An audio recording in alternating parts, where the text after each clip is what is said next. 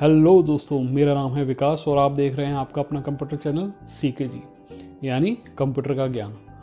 दोस्तों, आज इस वीडियो में मैं आपके लिए जो टॉपिक लेके आया हूँ उसका नाम है कैरेक्टरिस्टिक्स ऑफ कंप्यूटर यानी कंप्यूटर की विशेषता।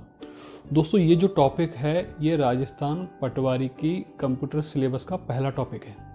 जो बच्चे जिन्होंने कंप्यूटर के सिलेबस की तैयारी नहीं की है और वो लोग जो कंप्यूटर का सिलेबस अभी विद इन 1 मंथ के अंदर कंप्लीट करना चाहते हैं तो उन लोगों के लिए यह वीडियो काफ़ी हेल्पफुल होगा। और तो आइए शुरू करते हैं पहला टॉपिक जिसका नाम है कैरेक्टरिस्टिक्स ऑफ कंप्यूटर यानी कंप्यूटर की विशेषता।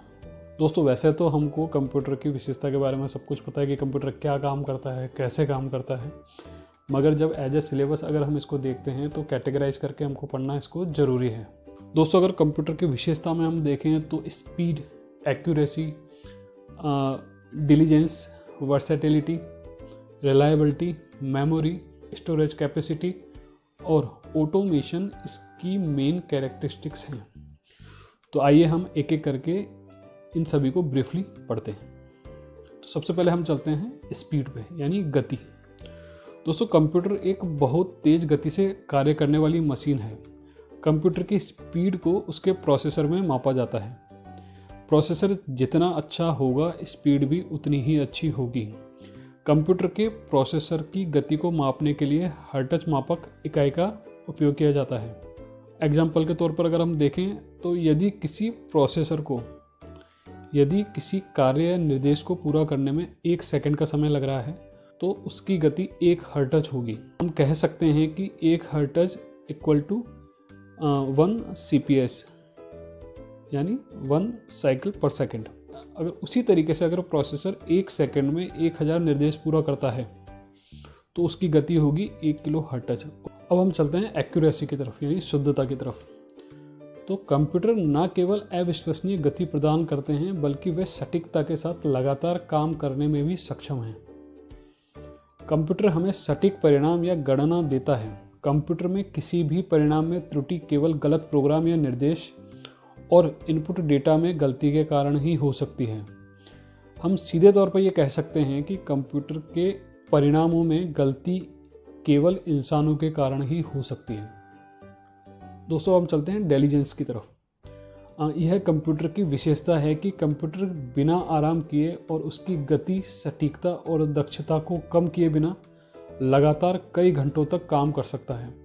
यह थकान, एकाग्रता की कमी आदि से मुक्त होता है।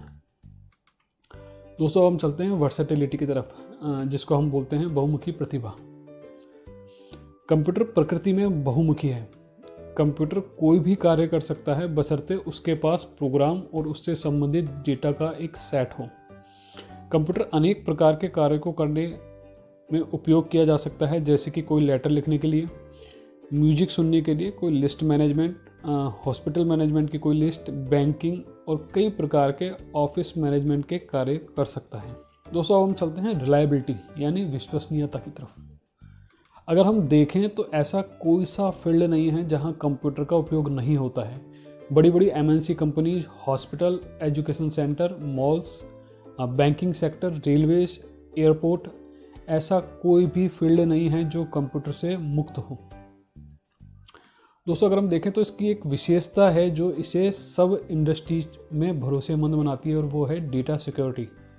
कई बड़ी कंपनीज डेटा छिपाने और हेरफेर करने के लिए कंप्यूटर पर भरोसा करते हैं।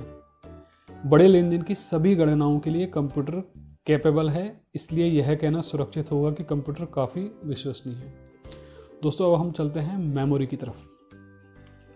जिस तरह हम मनुष्य के पास डेटा और इन्फॉर्मेशन को स्टोर करने के लिए ब्रेन होता है, उसी तरीके से कंप्यूटर में डेटा और इन्फॉर्मेशन को स्टोर करने के लिए मेमोरी होती है।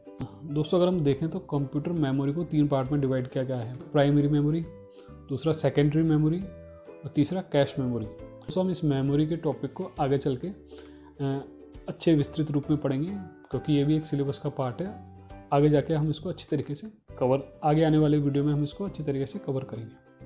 दोस्तों, अब चलते हैं स्टोरेज कैपेसिटी की तरफ। कंप्यूटर की स्टोरेज कैपेसिटी यानी भंडारण क्षमता बहुत अधिक होती है। स्टोरेज कैपेसिटी को हम कंप्यूटर की शब्दावली में अगर देखें तो हार्ड डिस्क या हार्ड ड्राइव कहकर भी पुकारते हैं।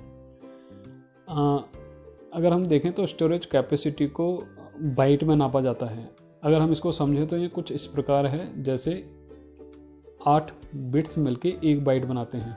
1024 bytes equal to 1 kilobytes, 1024 kilobytes equal to 1 megabytes, और 1024 मेगाबाइट्स इक्वल टू 1 गीगाबाइट, और 1024 गीगाबाइट इक्वल टू 1 टेराबाइट। दोस्तों हम चलते हैं ऑटोमेशन की तरफ, जिसको हम हिंदी में बोलते हैं स्वचालन। जब कोई भी कार्य या निर्देश कंप्यूटर को दिया जाता है तो वह पूरा होने तक बिना किसी रुकावट अपना कार्य जारी रखता है। अगर हम एग्जाम्पल देखें तो प्रिंटर को जब भी 50 पेजों का प्रिंट कंप्यूटर द्वारा दिया जाता है तो कंप्यूटर बिना रुके एक के बाद एक 50 प्रिंट प्रिंटर से निकलवा देता है। दूसरा अगर हम एग्जाम्पल देखें तो कंप्यूटर में मूवी डाउनलोड करके हम उसे छोड़ देते हैं और कंप्यूटर अपने आप उस मूवी को पूरा डाउनलोड करके सेव कर देता है।